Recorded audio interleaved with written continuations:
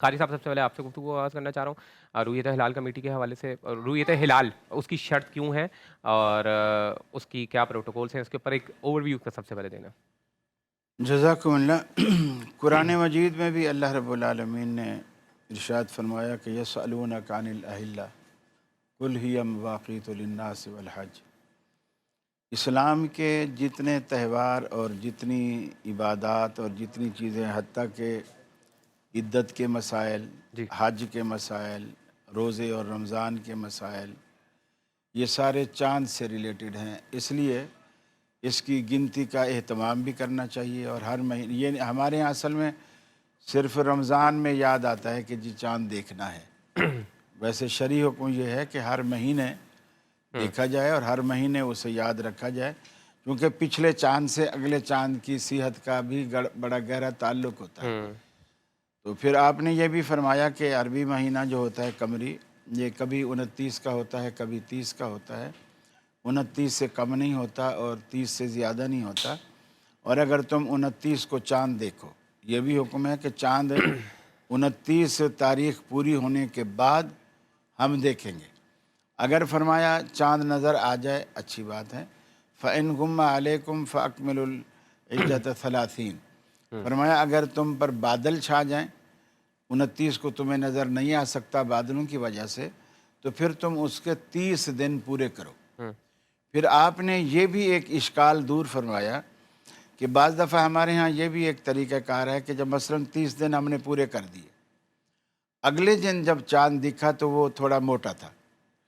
لوگ پھر یہ قیاس سرائیاں کرتے ہیں کہ لگتا ہے یہ دوسری کا چاند ہے، ہم نے شاید جو ہے وہ ایک روزہ ایسا کر دیا یا بڑھا دیا یا ہم نے گھٹا دیا، یہ شاید دوسری یا تیسری کا چاند لگ رہا ہے.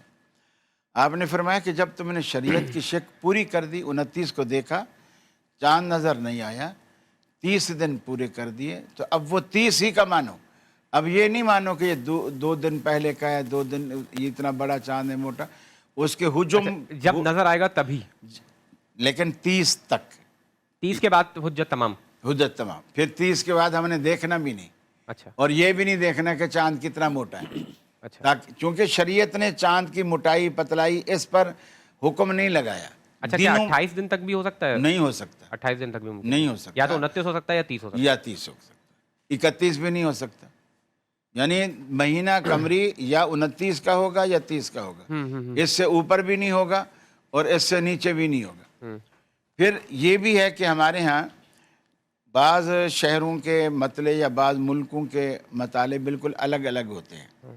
مطلع یہ ہوتا ہے کہ مثال کے طور پر یہاں کراچی میں اگر فرض کیا کہ 6:35 پر چاند نظر آیا، یہاں مغرب کے بعد فرض کیا 6:35 پر اگر چاند نظر آیا، اور یہ سمجھو آدھے گھنٹے تک یا 20 منٹ تک یا 25 منٹ تک افق پر موجود رہا دوسرے کسی بھی شہر میں، اس عرصے میں جس 20 منٹ میں کراچی میں رہا، 35 سے لے کر 50 منٹ تک، اس 20 منٹ میں جو رہا، اب دوسرے کسی شہر کے اندر اس کے 35 کے بعد 36 یا 40 یا 45 50 کے اندر اندر یہاں موجود تھا اور وہاں نظر آ گیا. اچھا تو اس کا مطلب ہے اس شہر کا اور اس شہر کا مطلب ایک ہے.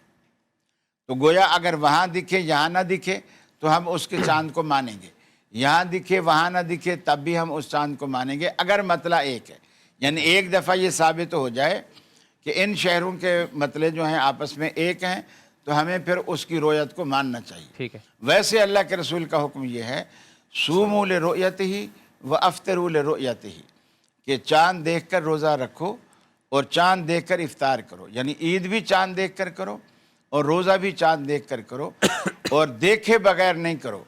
یعنی سنی سنائی پر، یا جیسے لوگ کہہ دیتے ہیں کہ میاں ہاں آ گئی، یا سعودیہ میں نظر آ گئی ہے.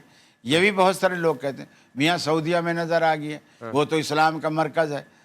شریعت یہ نہیں کہتی کہ وہ اسلام کا مرکز ہے یا نہیں ہے. آپ اپنے ملک کے اندر لکل بلد رؤیت، محدثین کے یہ بھی باب باندھے ہوئے ہیں کہ لکل بلد رؤیت، ہر شہر کے لیے ایک رؤیت ہے. لیکن جب مطلع ایک ہوگا تو پھر ان سب کے لیے وہ رؤیت کافی ہوگی.